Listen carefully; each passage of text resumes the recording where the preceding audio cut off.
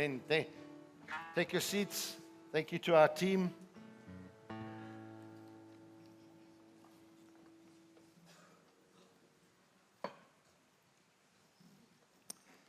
So I'm going to want to read just a fair bit of scripture again this morning, just so we're carrying on with the book of Daniel, and we're in chapter 1. I want to finish the chapter this morning. So if you were here last week, hopefully you kept notes. If you weren't here, we dealt with chapter 1 from verse 1 to verse 7 of Daniel and his book. So we're going to carry on quickly just to get everything down. We'll start at verse 8. But Daniel resolved not to defile himself. So if you remember some background, they've been taken over by the Babylonians. They've been brought into exile. And King Nebuchadnezzar has asked that all the best of the young men are brought into his courts for them to be trained in the ways of the Babylonian gods, to serve him and to serve in his court. And so we find just before this, their names have been changed from things that honor God to names that will honor their God. In other words, taking them away completely from the worship of God. And so this is where we find ourselves now. Daniel resolved not to defile himself with the royal food and wine, and he asked the chief official for permission not to defile himself this way. Now God had caused the official to show favor and sympathy to Daniel. But the official said to Daniel, or told Daniel, I am afraid of my lord the king, who has assigned your food and drink. Why should he see you looking worse than the other men your age? The king would then have my head because of you. Daniel then said to the guard whom the chief official had appointed over Daniel, Hananiah, Mishael, and Azariah, please test your servants for 10 days. Give us nothing but vegetables to eat and water to drink. And then compare our appearance with that of the young men who eat the royal food and treat your servants in accordance with what you see. So he agreed to this and tested them for 10 days. At the end of the 10 days, they looked healthier and better nourished than any of the young men who ate the royal food. Just to say very quickly, if you follow the Daniel fast, often this is what you see. Okay? Just to help you, those who want to go on a diet.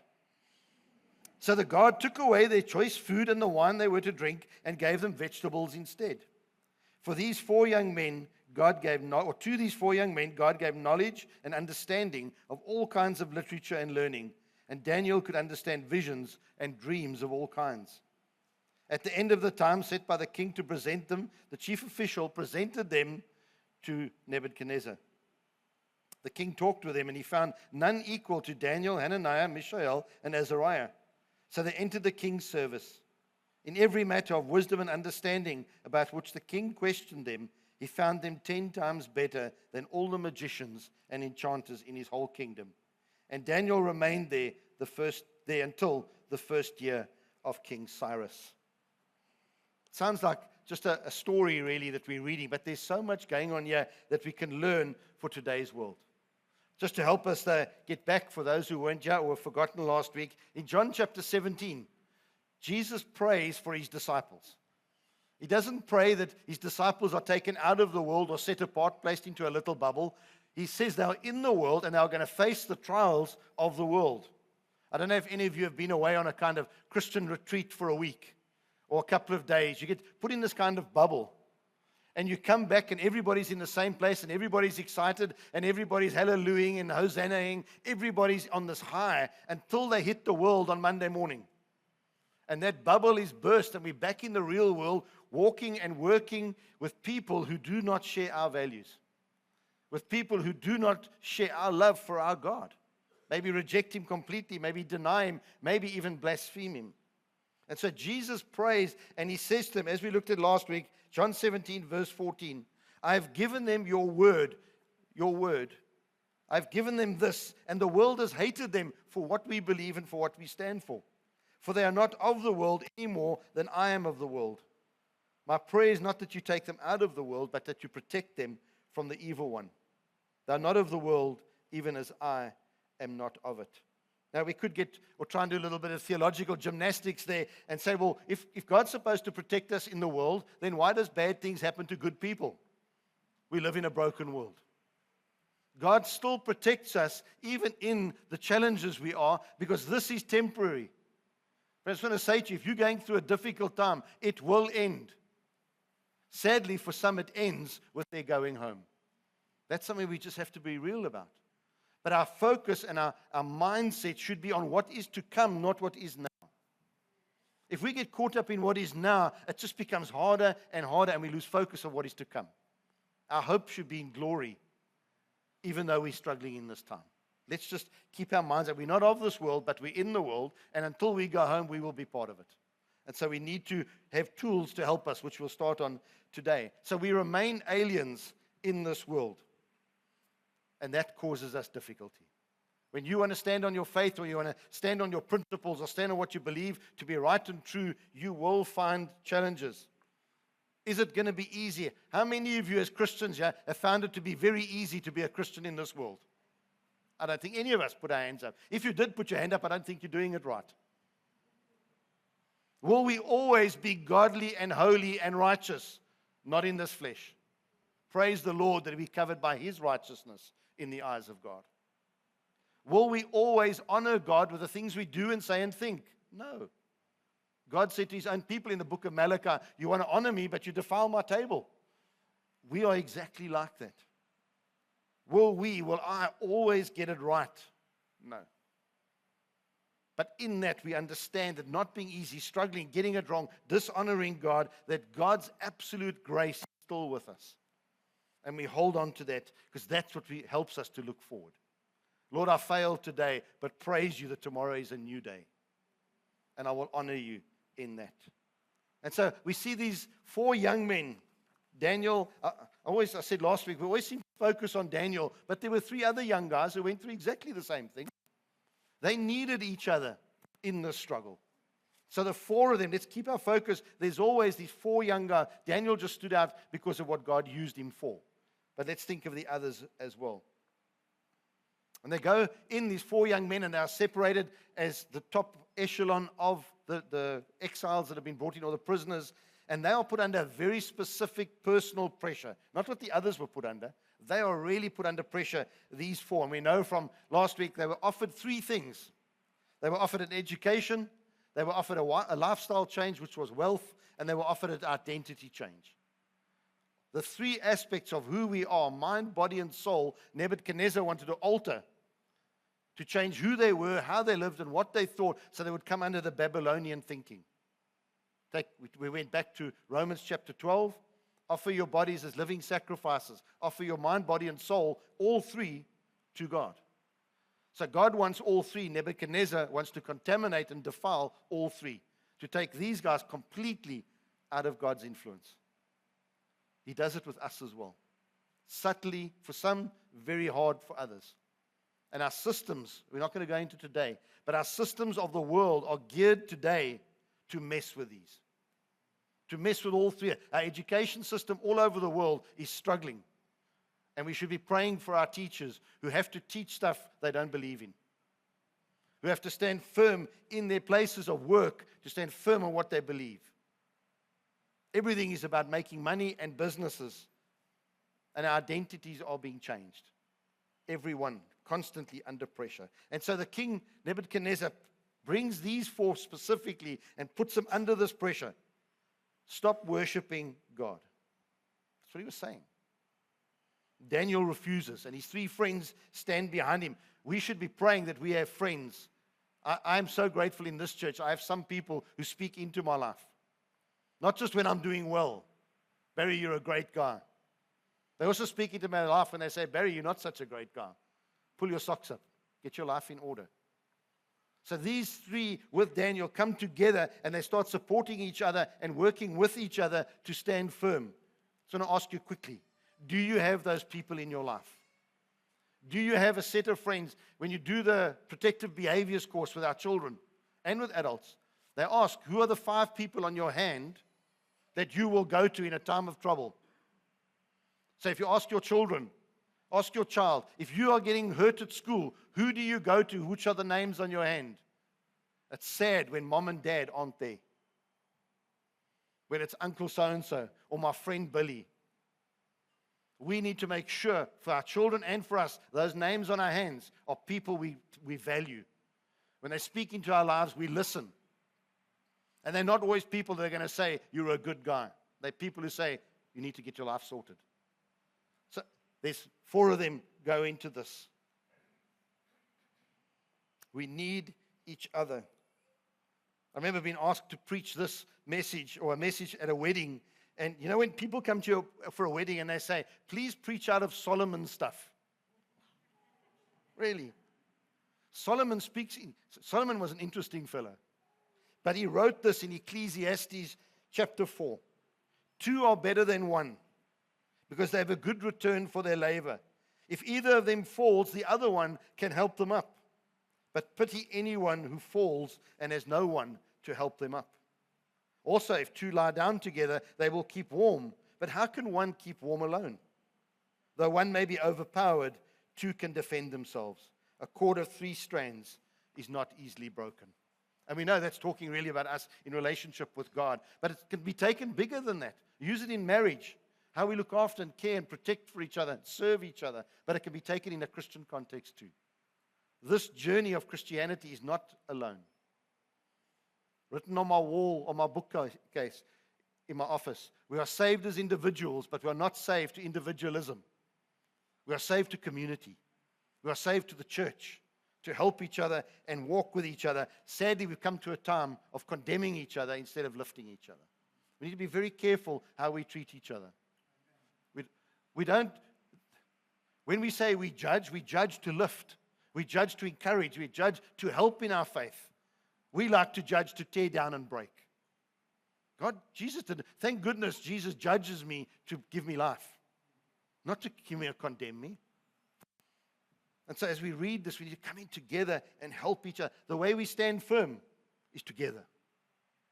Together. Holding each other's hands up. When Moses' arms got tired, they started losing. His arms got lifted. That's what happens.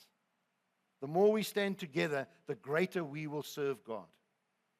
The more this church unites together under Christ, the better we will be as His church. The more effective we will be. And so Daniel, as he comes under this pressure, he says, I will stand no matter what is placed before me. No matter what is placed before me. It's almost like that test with kids. Put a marshmallow and you leave them. If they eat the marshmallow, they don't get in. If they leave it, they get 20 kind of thing. Daniel says, yes, I could have the great food, I could have a great education, and I could have a great life, but you know, he resists. But we'll see what actually happens later. So how does he do this? Verse 8 is very simple. Daniel resolved not to defile himself. The key word there is resolved. You've heard me preach on it before out of Chronicles.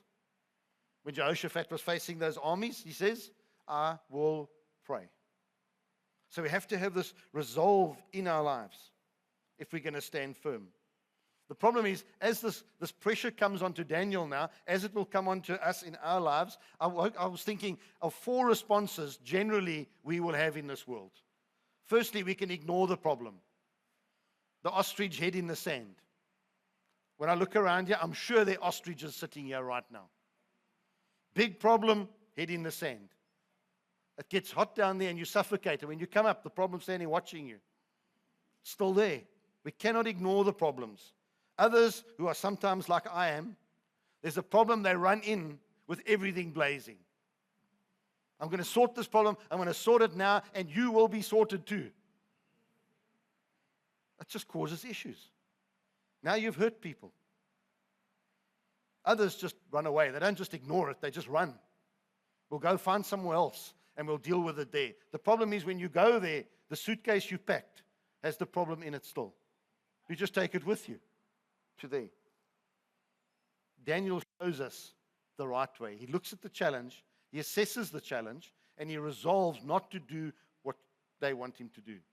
But how he goes against it is the challenge and the key for us. He's in a difficult place, and there's a very, very valuable life lesson for us here. Daniel resolves to pray. And then what does he do once he's resolved to pray? He's resolved to not to defile himself. What does he do with it? He goes to the chief official. He goes to Ashpenaz. And he says, we have a problem. Now, what do most of us do? So I should ask you for hands, but are there any non-Afrikaans speakers here? Skinder. You know what skinder is? We go everywhere but to Ashpenaz. The one who actually knows what is going on and the one who can deal with the problem, he's the last one to hear the story. Daniel says, I'm not going to defile myself. The only way I'm going to get joy in this or get protection in this is to go to the one who actually deals with the issue. It's a challenge for us as children of God and as a church. The one who can fix the problem is the one he goes to. What would have happened if he said, well, I'm not going to eat this, but I'm going to deal with it so on my hook? That's what happens. And then his friends would have got the chop, and everybody else would have got the chop. But he goes to the leader. And he says, I will not compromise what I believe is true, and I will not move to another truth. I will stand firm. So the first kind of life lesson for us here, Daniel controls his thinking. Daniel controls his thinking and how he's going to act. He takes his thoughts captive. Because sin begins here. Moves to the heart, to the action of the hands. Takes his thoughts captive. The word says to us, take all your thoughts captive. We are in control of our thoughts. If we have the Holy Spirit in us, we're in control of our thoughts. And so he doesn't run away. He doesn't act hastily. He doesn't ignore the problem. He says, let's deal with the problem, but we deal with it in a godly manner. We deal with it in a way that will give God glory and it will help me stay safe. He resolves not to defile himself with the royal food. If we think our problems through properly, strangely, it stops our tongue from saying stupid things. I am very good with my tongue. And sometimes my wife would make me go back to the person that felt my tongue and say, you better go and apologize. If we don't hold our thought captive, our tongue speaks. And our tongue can make fires. That's what the word says. The tongue is such a powerful weapon for praising and for dishonoring. And so he takes his thought, he resolves, he says, I will do what is right. I will think this through properly with a sense of determination. That's what it says. That's what resolve is. Thinking it through with a sense of determination of how I'm going to deal with this.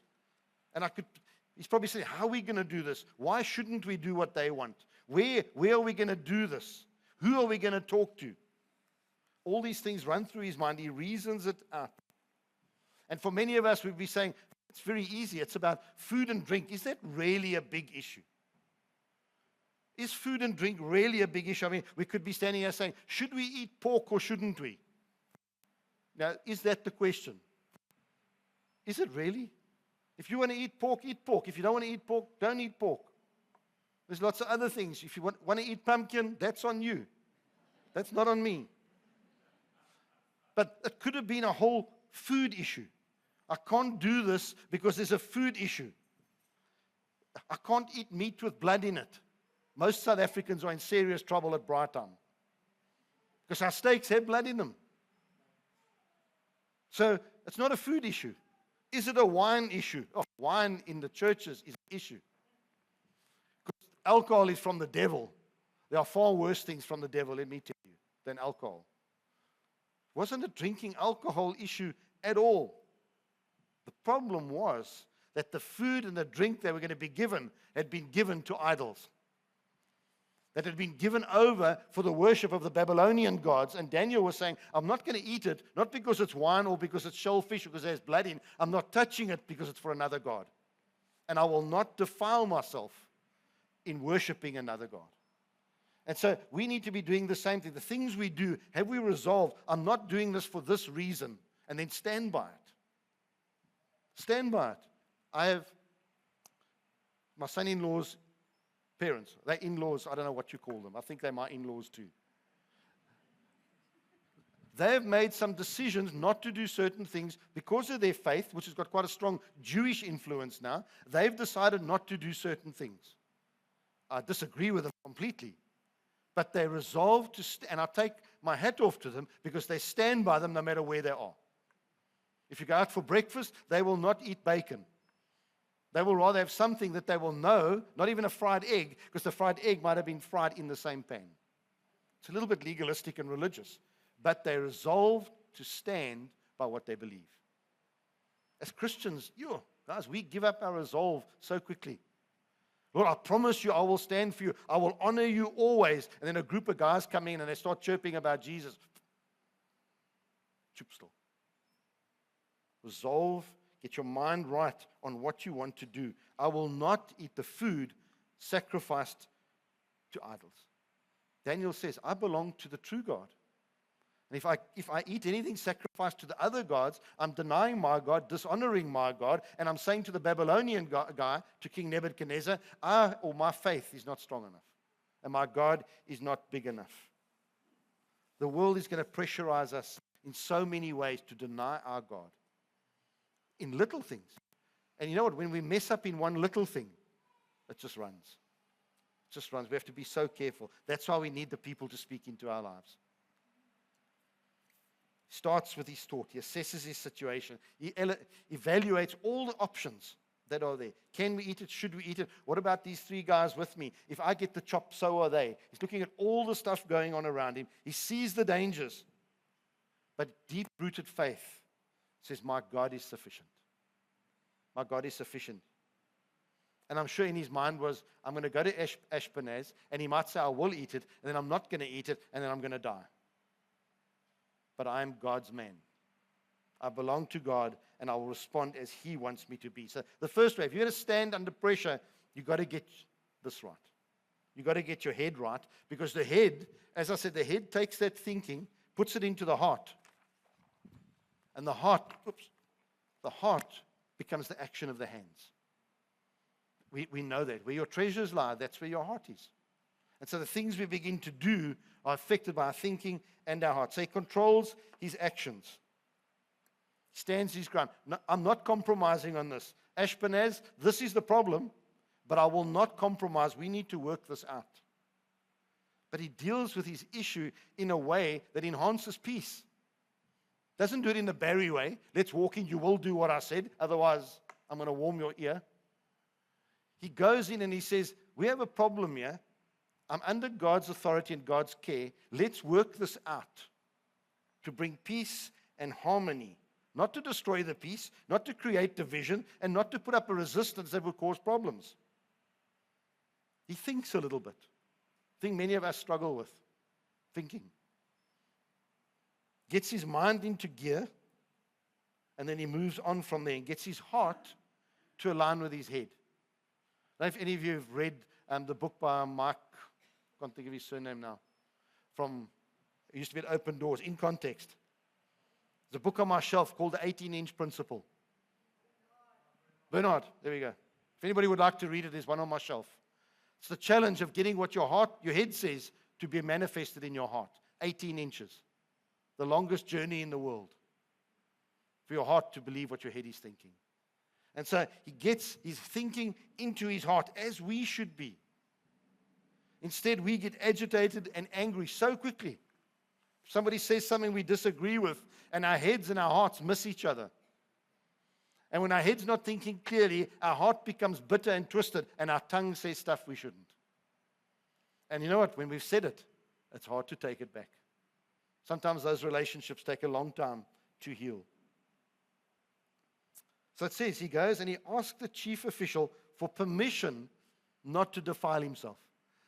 So he knows in his heart he's not going to eat that, but he knows he needs to do it in a way that honors his God, has respect for himself, but also respect for Ashpenaz, for the person who's giving him he doesn't walk up like many of us would be and say, hey, we Jews and we don't eat that stuff. We Jews and we don't drink that stuff. You better find us something else. That's how many of us would be, this arrogance because of who we are.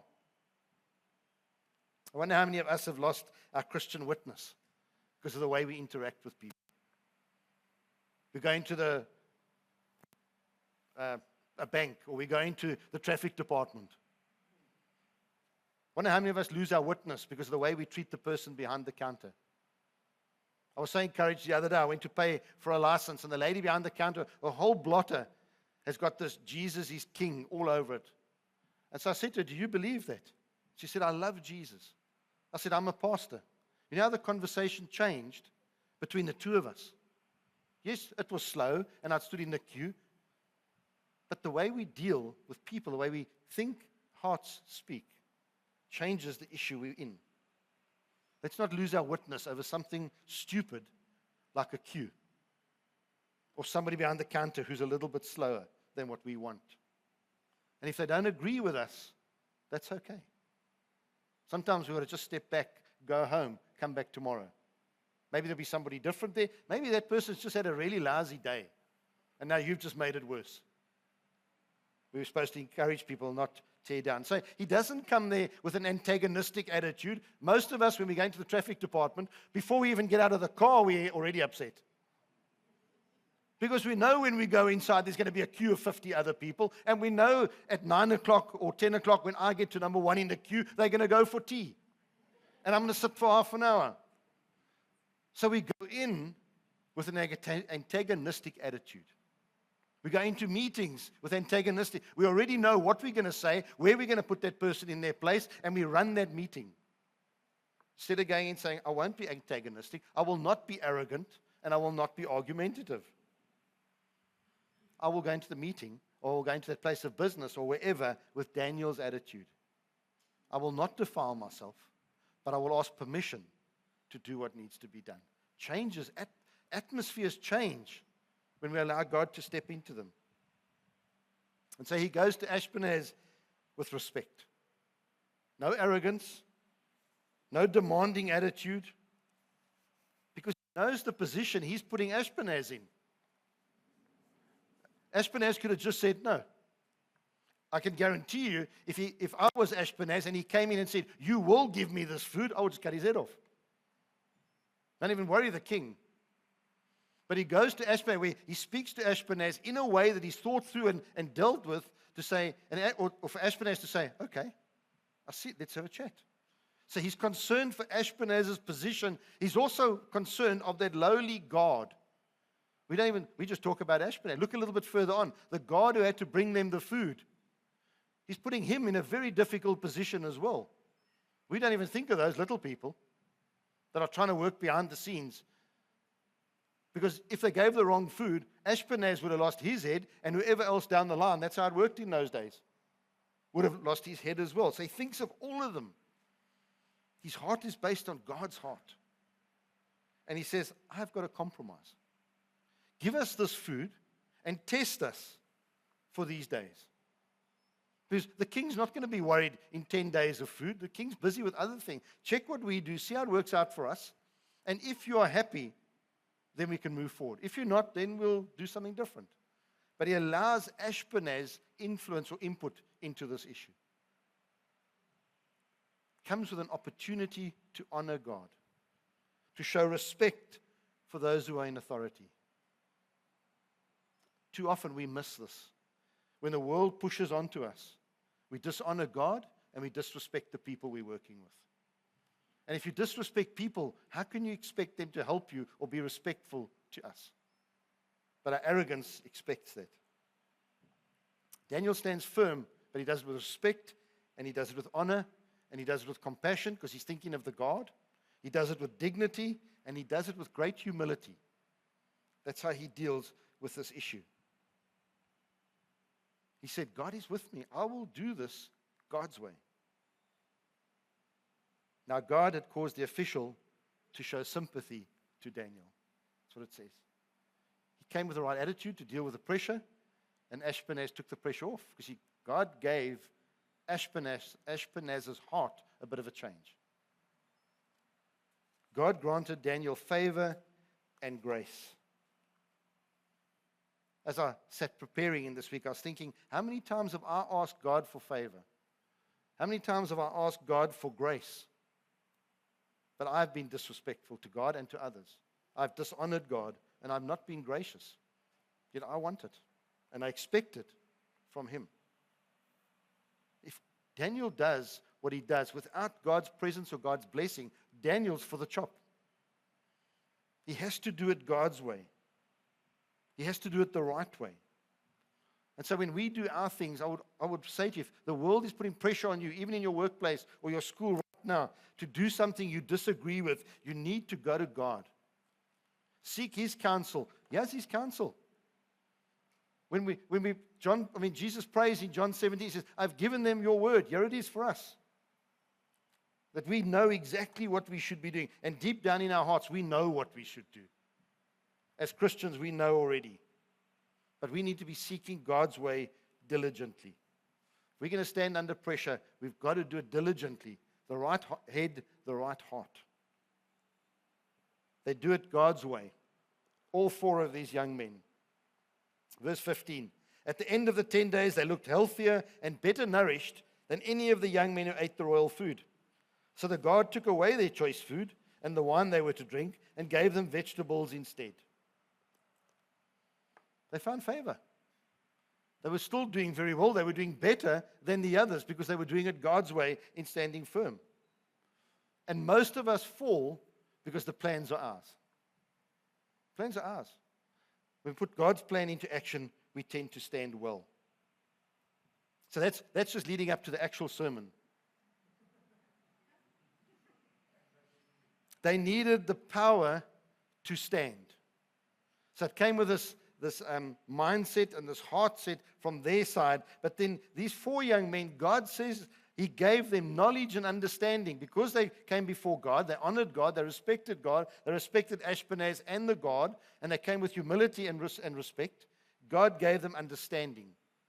God gave them the ability to maneuver through this, like is a word morass. It's like of stuff, sludge and mud and all these things, and different ideologies and different gods.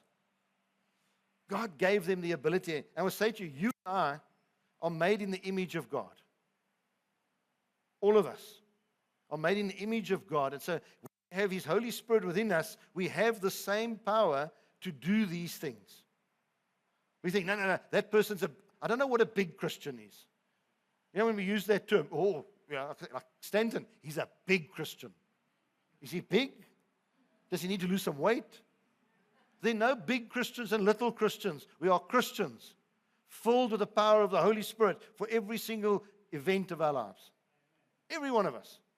And so when He gives them understanding, He gives it to us. And He says, no matter what the world is putting onto you, you have understanding and you have the ability to stand firm. I've given you my power. You can stand. Remember, we look from the cross. Jesus has done it. He's bought us the victory. It's going to be tough and it's going to be hard, and we might lose things. We might even lose our lives, but we will see it through because He has empowered me to take hold of who I am. One of the things Nebuchadnezzar offered them to change who they were. Daniel knew who he was. I know who I am. Took me 30-something years before I finally found my identity, and it was found in Christ and Christ alone. I've always said I don't really care what people think of me. I've had to change that a little bit as a pastor.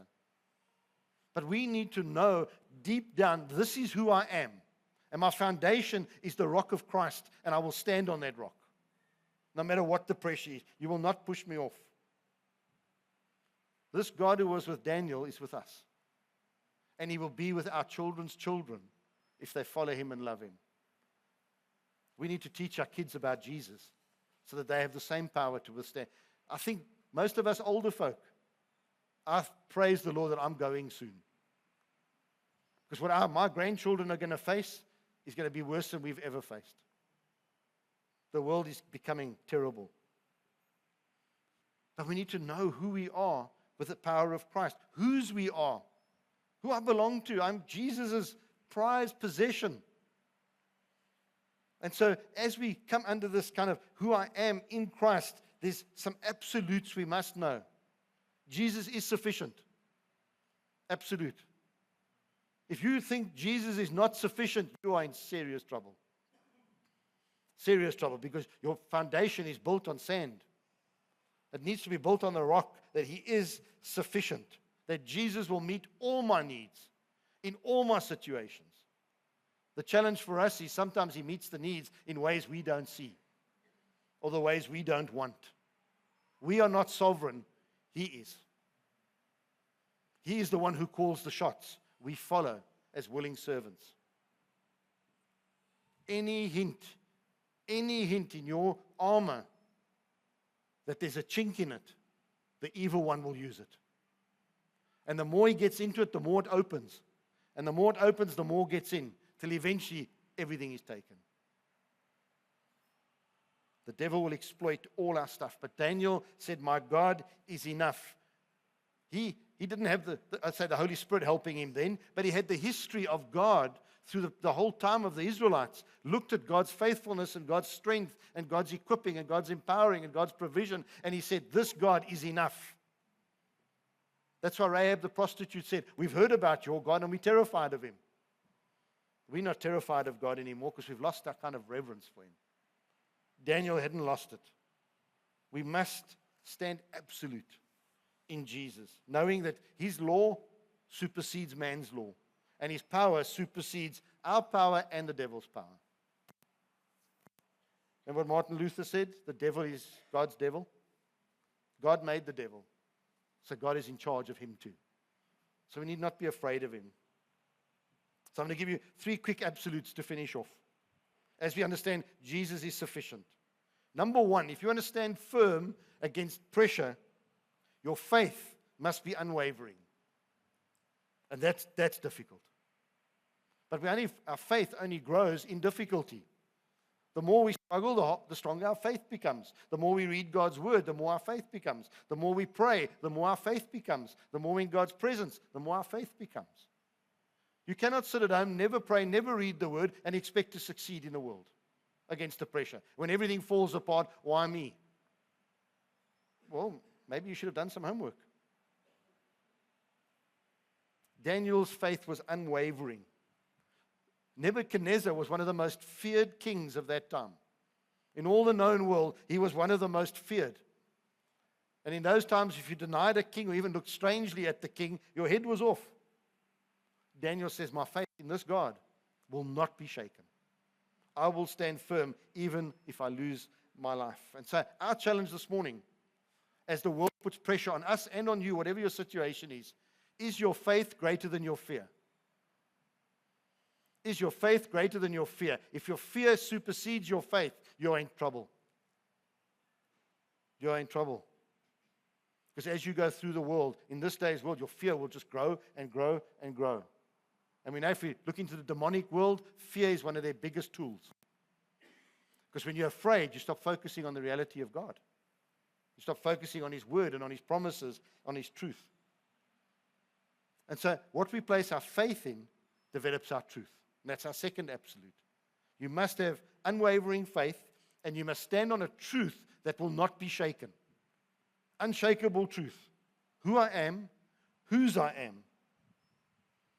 So where is your truth, or what is your truth today? Because what you believe is what you're going to do. You're listening there. What you believe is what you're going to do. So if you believe in the truth of Christ, you have faith in Christ, that's what you're going to do. If your truth is not based on what God is or who God is, you're in trouble again. We cannot allow our truth or the world's truth to supersede this truth. And we do that very quickly, depending on our situation. You know, Jesus said, a little bit of yeast. Those of you who park your car outside every night, a little bit of rust, I'll fix it next year. Next year you're fixing a little bit of rust. It starts to eat. And you don't see it because it's eating behind the paintwork. Until you open the door and the window falls out. Then you realize I should have fixed it then. Often the situations and the consequences we find ourselves in today's world because we didn't fix it then. We didn't get our faith right. We didn't get our truth right. Our truth must stand firm. And then the third one, our allegiance to our King must be absolute.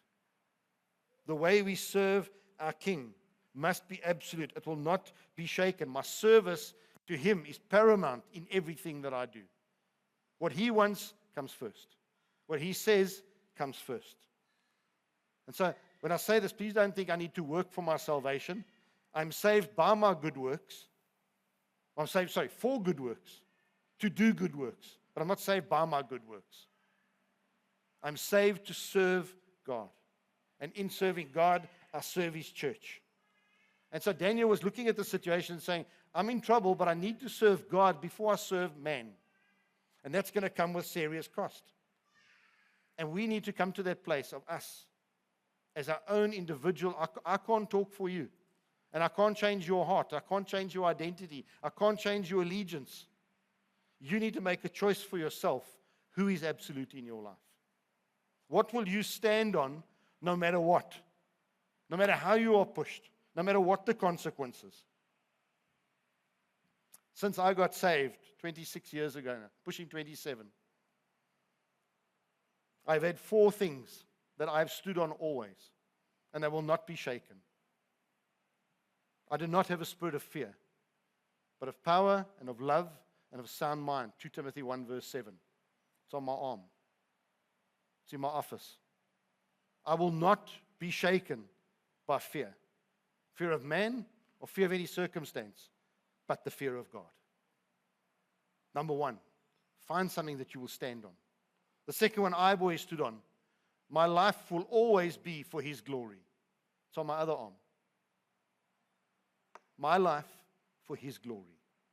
It comes with challenges. It comes with major difficulties. The third one, which the church struggles with.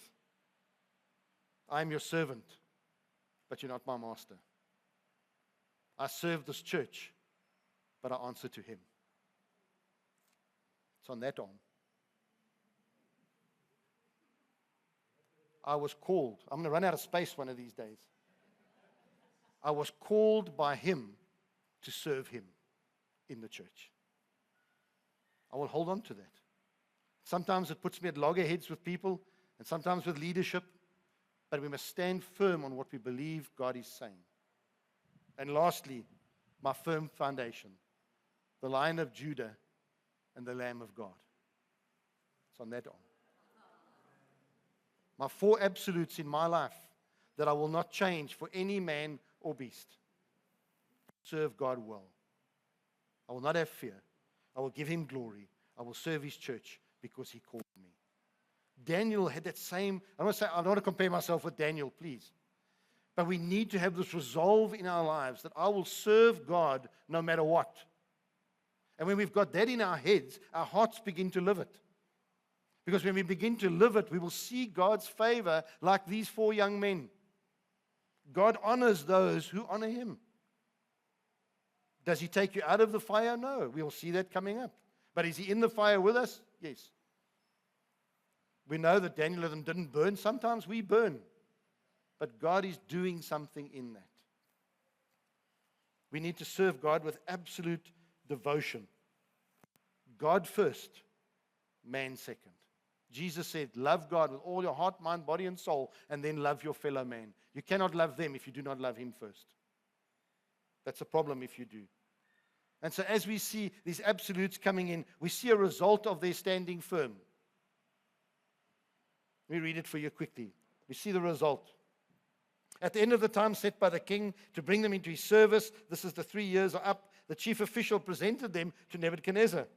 And the king talked with them, and he found none equal to these guys. So they entered the king's service.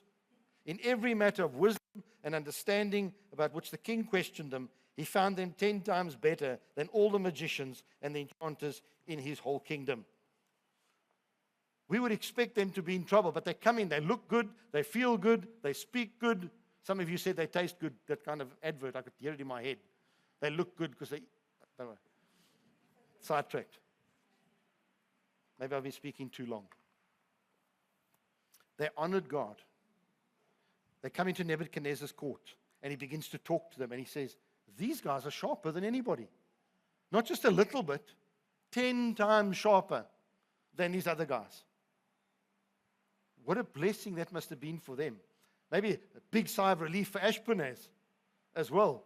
Whew, this worked. I'm not going to lose my head. But they come in, these are the best of the best. Because remember, the best were taken out. But they have succeeded to become the best of the best. That should be our striving. To be the best Christian I can be amongst the best. For His glory.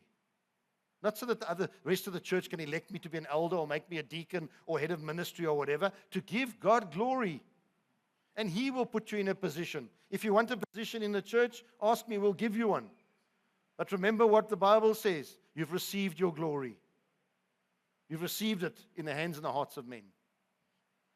Daniel didn't do this to impress Nebuchadnezzar. He did it to honor his God. And by honoring his God, he impressed Nebuchadnezzar. I mean, we'll pick up with his story, which is an interesting story through this book. But they stand for the king, and they are blessed. But God's plan, see, often we don't see his plan. We see the here and now. Daniel and these guys took a great big chance. Luckily, they didn't lose their heads, but they were 10 times better, blah, blah, blah. We read it. But there's one line that we miss, verse 21. And Daniel remained there until the first year of King Cyrus. Well, that's a great bit of history. So he was there. The first year of Cyrus the king was about 537 BC. But think about the book of Daniel. As we read through it, remember, 70 years he's in exile. From when he's a youngster, he dies in his 80s. In that whole time, he's an influencer in the court. In that whole time, he's got a privileged position of standing at the right hand of the king. So there's another guy that does exactly the same thing. His name's Jesus. Stands next to the right hand of the king and talks to the king about the people. I know this one. I know that one. The influence to the king. Daniel stands next to Nebuchadnezzar and influences him. And I guarantee you his influence was godly. His influence was God. So God was speaking through this Daniel into the king's mind, into the king's heart, into the king's court for God's purposes to be worked out. Not for the Babylonians. And as we go through the time and we see how many kings came and went, we see Daniel standing when the Medes were there. We saw Daniel standing when the Persians were there, the Iraqis. Daniel standing at the right hand of the throne of power, influencing into the world. Praise the Lord that Daniel stood firm, because God had such a plan for him. Such a great big plan when it came to historical advancing or history. God had influence into the very heart of power, into the hearts of the men who ruled with iron fists. Daniel spoke into their lives. Because one man with his 3 friends said, I will stand no matter what. Absolutes. My truth, my faith, and my service are absolute. I will not change. So I want to leave you with this. What could God do with you in your workplace if you had the same resolve? What could God do with you in your school, in your family, in your workplace, wherever you're going to tomorrow? Maybe you're retired and you say, well, I don't have anywhere. Yes, you do. You have a complex of people. In that complex, if you yourself could say, I will stand on my faith, my truth, and my service of God, what could God do with you in that place if you'll be faithful to Him? All it needs is a little bit of standing firm and, yes, a little bit of backbone. Stand up straight. Take on the challenge. Hold on to God. Have faith in Him. Let's pray. Lord, thank you for your word. We find your word so encouraging, so challenging, but so exciting. Lord, thank you for these young men, Daniel and his 3 friends. Thank you that we can learn from them that standing firm is not going to be easy, but standing firm is something we can do. Not because of who we are, but because of who you are and who we belong to. And so I pray for each of us who've sat here this morning as we've read and listened. And I pray, Holy Spirit, that we would have heard. That for each of us, we would look at our own lives, see where we need to change our faith. Maybe relook at our truths. Maybe look at how we serve you. Because, Lord, I see from this book, when those 3 things come into alignment, you do great things through us. Help us, as we sang that song earlier, that we give everything to you. Help us to give it all to you so that you can use us for your glory and your honor. And so help us as we go into this week through your love, through your grace, and through your Spirit to serve you and to serve you well. In Jesus' name, amen.